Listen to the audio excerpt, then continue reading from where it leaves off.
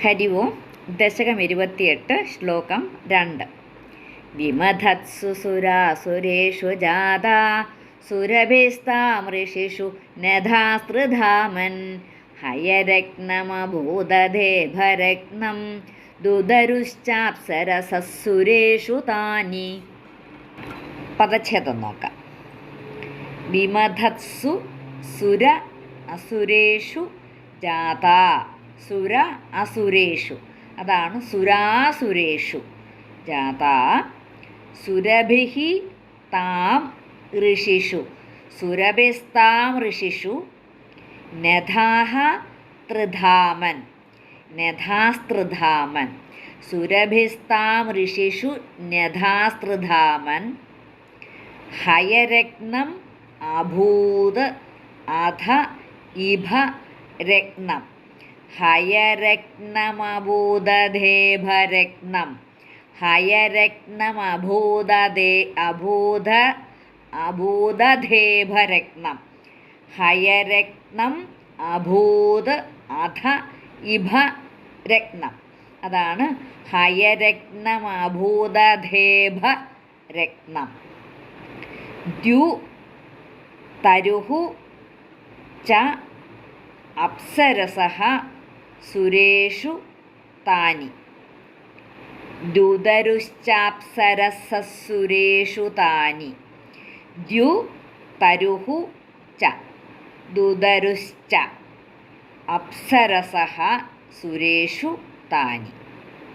വിമധത്സു സുരാസുരേഷു ജാതാ സുരഭിസ്താം ഋഷിഷു നധാസ്തൃധാമൻ ഹയരത്നമഭൂതദേഭരത്നം ദുദരുശ്ചാപ്സരസസുരേഷു താനി.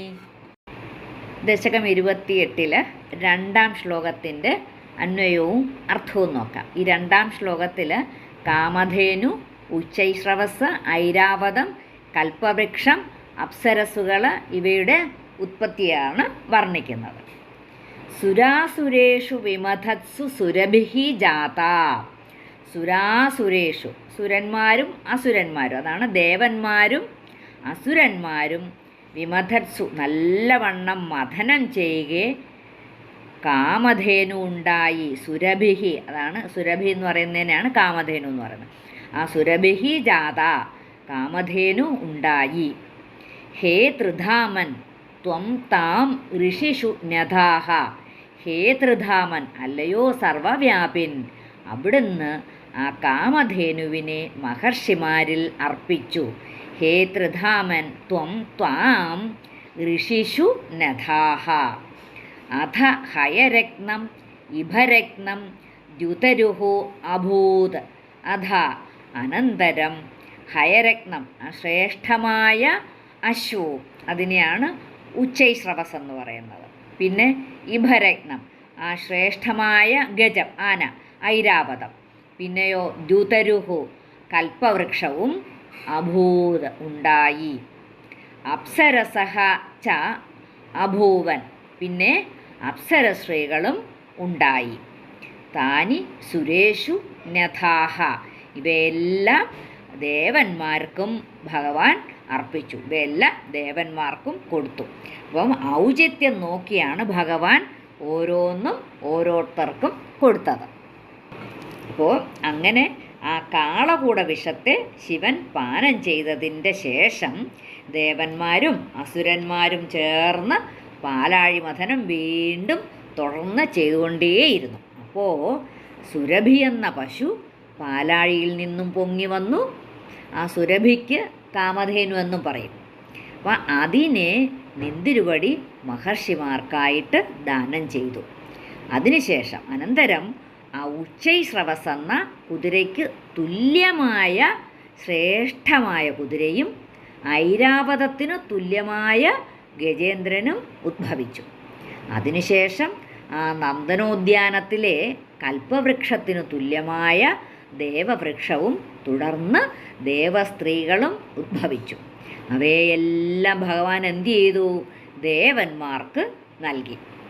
ഇപ്പം നമ്മളിതിനകത്ത് മനസ്സിലാക്കാനുള്ളത്, ആ ഉച്ചൈശ്രവസും ഐരാവതവും കൽപ്പവൃക്ഷവും എല്ലാം പാലാഴി മഥനത്തിന് മുമ്പ് തന്നെ ഉള്ളവയാണ്. അപ്പം അതുകൊണ്ട് ആ ദേവേന്ദ്രൻ്റെ വെള്ളക്കുതിരയായ ഉച്ചൈസ്രവസിന് തുല്യമായ കുതിരയും ഐരാവതത്തെപ്പോലെ വെള്ള നിറവും 4 കൊമ്പുകളുമുള്ള ആനയും കൽപ്പവൃക്ഷത്തിന് തുല്യമായ ആ ദേവദാരുവും പിന്നെ ആ മേനകാദി അപ്സര സ്ത്രീകൾക്ക് തുല്യരായ ദേവസ്ത്രീകളുമാണ് പാലാഴി മഥന സമയത്ത് ഉദ്ഭവിച്ചത് എന്ന് വേണം നമ്മൾ വിചാരിക്കാൻ.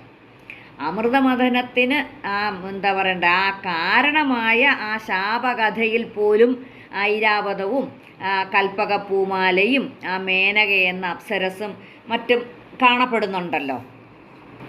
അതിലാണല്ലോ നമ്മൾ പറഞ്ഞത്, ഓർമ്മയുണ്ടോ? ആ ദുർവാസാവ് മഹർഷി അപ്സര സ്ത്രീകളുടെ കയ്യിൽ നിന്നും ലഭിച്ച ആ കൽപ്പകപ്പൂമാല ആ ദേവേന്ദ്രന് സമ്മാനിച്ചുവെന്നും പിന്നീട് ആ മാല ഐരാവതം ചവിട്ടി നശിപ്പിച്ചു എന്നും ആ മഹർഷി ഇന്ദ്രനെ ശപിച്ചുവെന്നും ഒക്കെ നമ്മൾ പറഞ്ഞുവല്ലോ.